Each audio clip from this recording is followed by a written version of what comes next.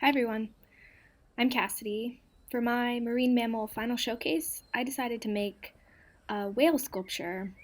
Ended up being pretty abstract, but it's made of some pieces of rusty metal, some antlers.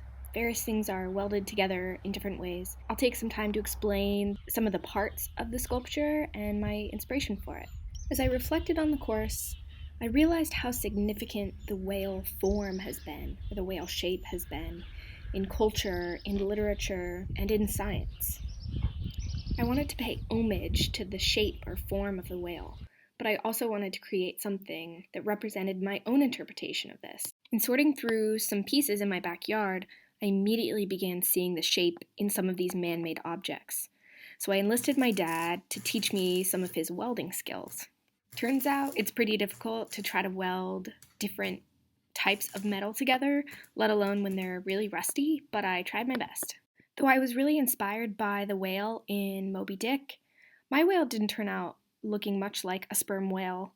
The nose was way too pointy, perhaps more like a blue whale or something. The sculpture is made up of a lot of different parts.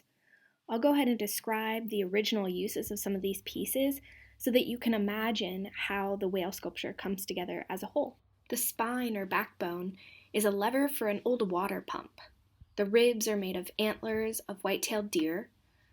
The piece on the bottom is a pickaxe head from mining. And the fluke is the seat of a tricycle from the 20s or 30s.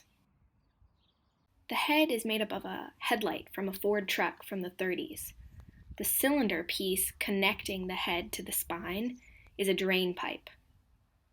The dorsal fins are made up of door hinges that I tore off an old door, and there are horseshoes holding the structure up.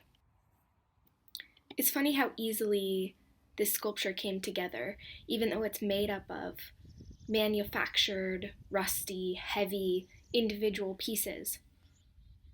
I think the whale has a pretty natural look generally.